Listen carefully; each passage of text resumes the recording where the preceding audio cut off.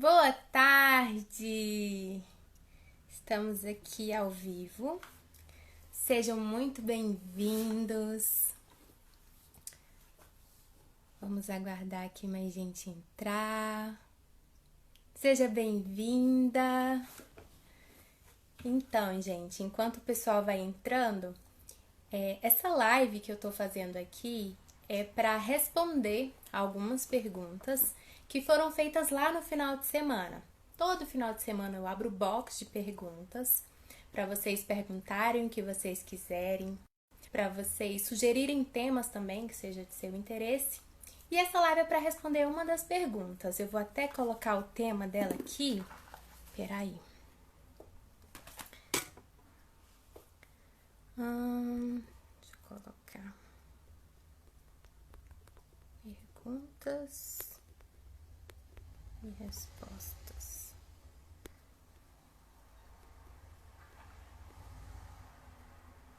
Seja bem-vinda, Karina. Gente, eu só tô colocando o tema aqui para ficar fixado. Competição. Pronto. Deixa eu ver como faz para fixar aqui. Gente, vocês sabem como faz para fixar o tema? Enfim, o tema é esse: competição entre pai e filho. Foi uma das perguntas que me fizeram no box lá no final de semana.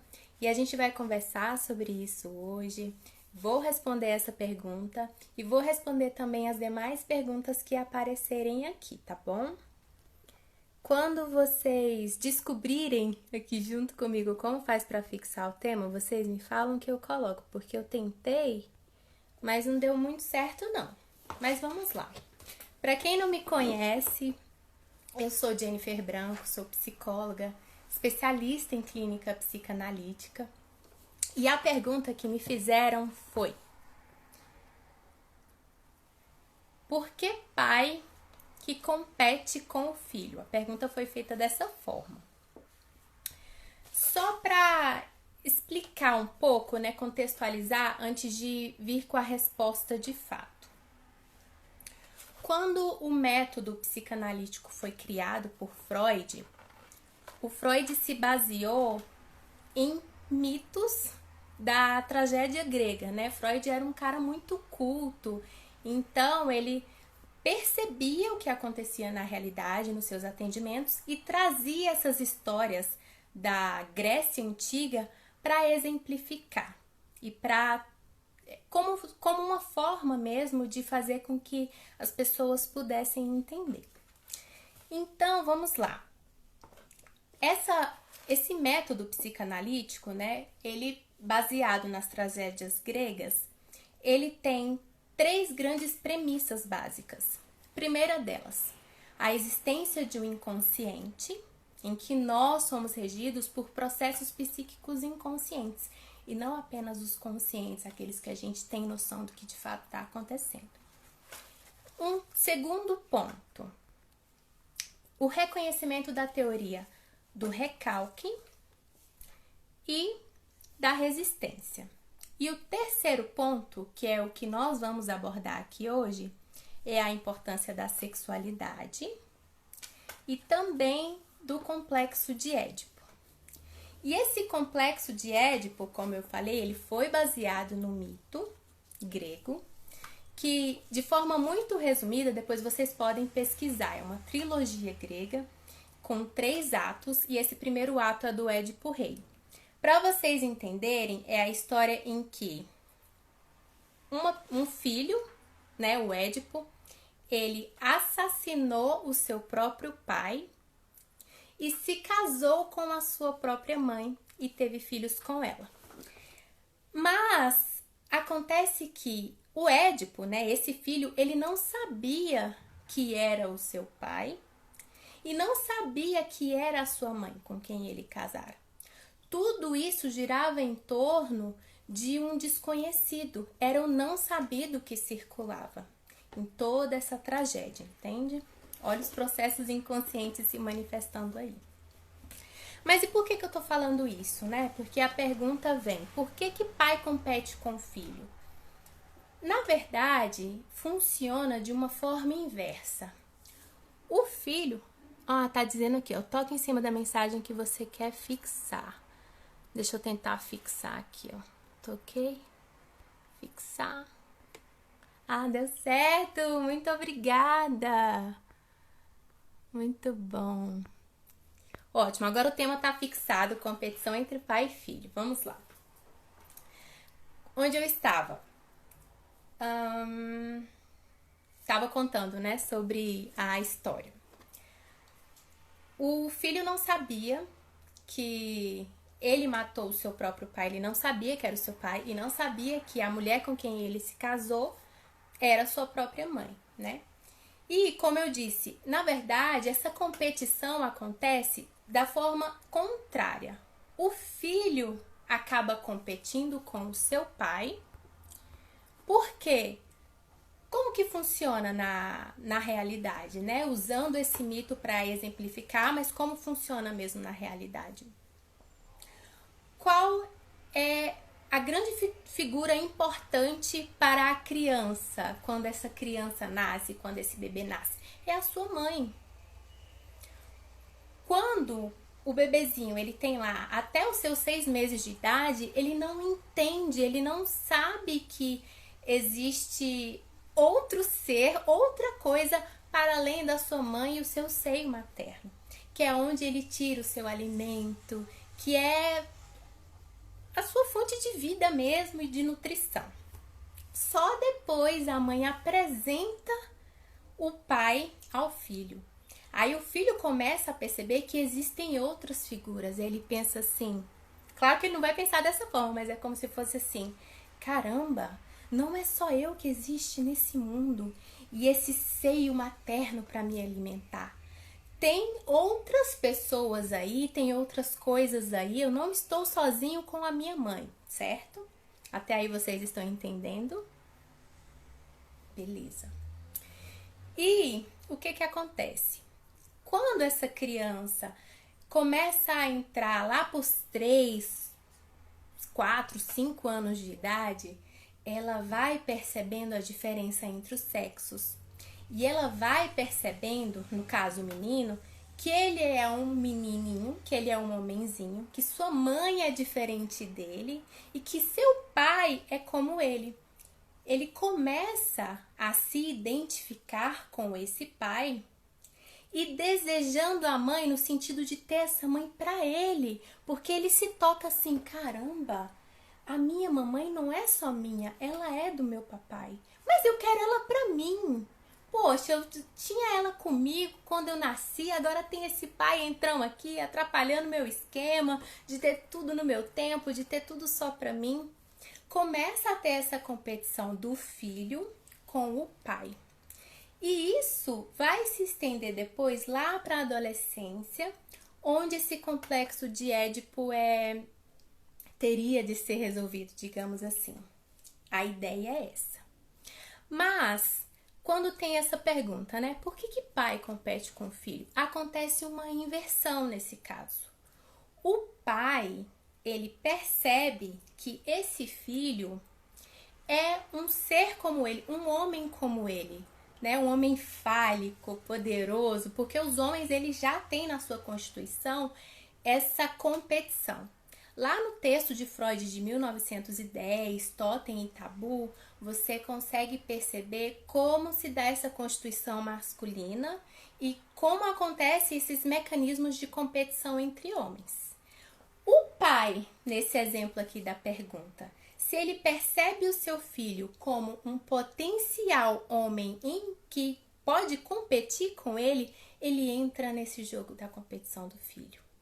E esse pai, por ter uma estrutura narcísica, ele projeta nesse filho todo o seu narcisismo, todas as suas expectativas narcísicas não realizadas. Porque imagina, esse pai, ele já tá lá numa certa idade e tem um filho super jovem, vigoroso, começando a sua vida. Começa a acontecer um sentimento de inveja inconsciente desse filho que está no auge da sua vida. E esse pai acaba projetando todo o seu narcisismo nesse filho para que o filho continue o que esse pai não era. Ou começa esse sentimento de inveja e de competição com esse filho. Tá dando para entender o que eu tô explicando aqui? Falem aí comigo. Certo? E outra coisa, vocês também podem fazer perguntas a respeito desse tema, que é competição entre pai e filho, tá bom?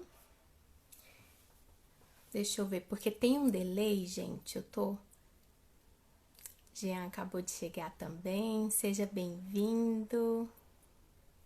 Tem um delay aqui. Quando vocês fazem as perguntas de vocês, leva um tempo para chegar até mim para eu poder responder, tá? A Bruna respondeu que sim, muito bom. Então é isso. Essa competição, no caso dessa pergunta do pai para o filho, acontece dessa maneira, porque ele vê o seu filho como um homem em potencial para competir com ele. Né, do mesmo sexo, tá lá, e o homem já tem isso dentro dele desse desejo de competir e entra nesse jogo de competição com o filho, certo? E projeta nesse filho todas as suas expectativas. Eu espero que eu tenha respondido a sua pergunta. Se você que perguntou estiver aqui e quiser esclarecer um pouco mais, para eu entender melhor a sua pergunta e para fazer sentido para você, me fala, sinaliza aí. Ou se você não quiser falar aqui, manda no meu direct para eu entender um pouco mais e trazer um exemplo mais real próximo ao que você me perguntou. Porque as pessoas são diferentes, cada indivíduo tem a sua subjetividade, e não dá para colocar todo mundo dentro de uma caixinha e trazer um exemplo, algo rígido, não. É sempre necessário a gente analisar a história, o que se passa. Eu estou respondendo aqui baseado na teoria, mas eu preciso de mais elementos para tentar encontrar o ponto-chave, o que de fato é. Mas eu espero que eu tenha conseguido responder. Se tiver mais alguma pergunta, pode fazer que eu respondo aqui para vocês, tá? E como eu tô vendo que não tem mais nenhuma pergunta... Ah, tá. Como sair desse ciclo de competição? A Bruna acabou de perguntar aqui. Desse ciclo de competição de quem, Bruna? Você fala do pai com o filho ou o filho com relação ao pai? Nesse exemplo que eu dei, que eu respondi a pergunta.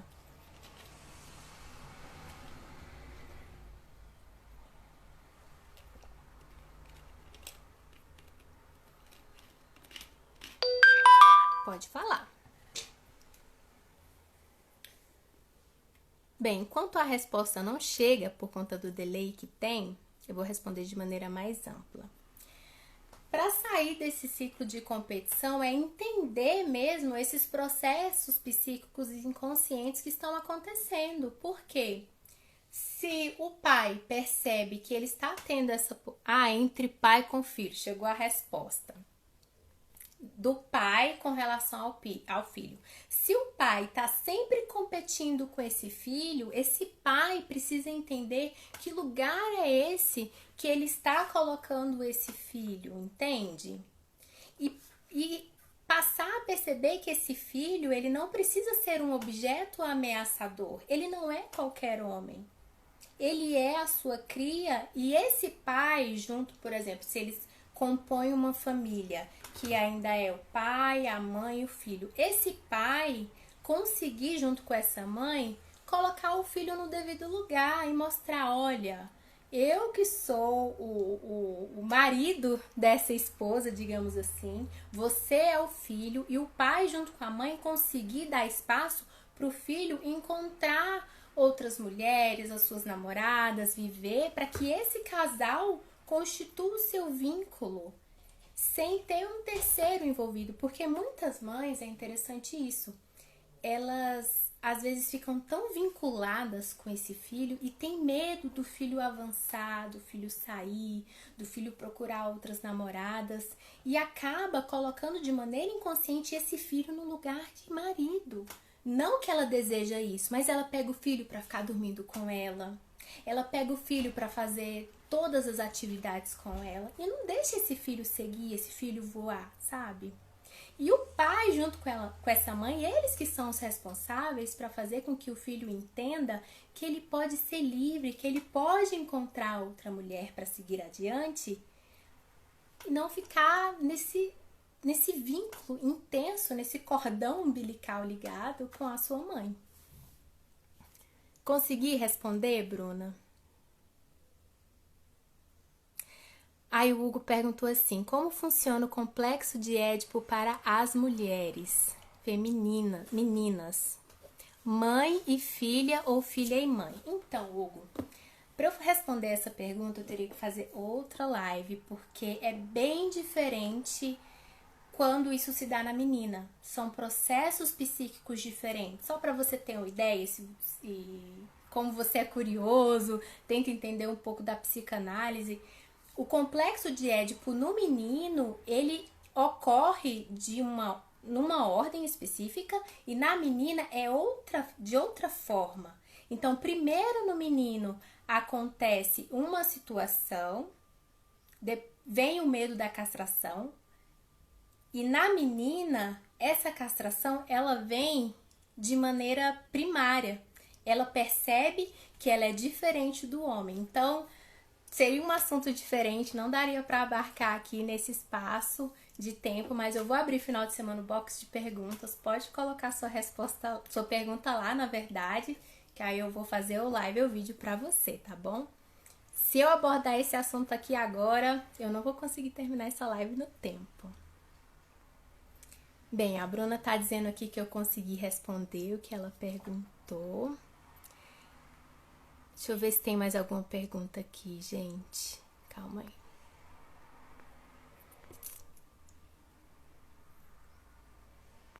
Bem, eu acho que é isso. Se vocês não tiverem mais perguntas, a gente encerra por aqui, tá? Me falem aí, vocês têm mais perguntas?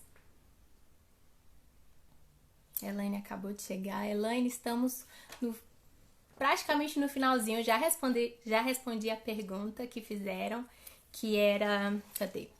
Por que pai compete com filho? E o tema aqui dessa live hoje é competição entre pai e filho. Uma live de perguntas e respostas. Se você quiser fazer alguma pergunta sobre esse tema, faça. Se não, a gente dá por encerrado. A Hugo comentou, ok, vou aguardar as próximas. Tudo bem. Mas não deixa de fazer sua pergunta lá no box, tá bom? Para eu poder lembrar e fazer vídeo ou live aqui para vocês. Então, gente, ficamos combinados assim. Final de semana eu abro o box de perguntas, vocês podem perguntar tudo que vocês quiserem, tiverem curiosidade de saber, ou até sugerir algum tema que seja do seu interesse.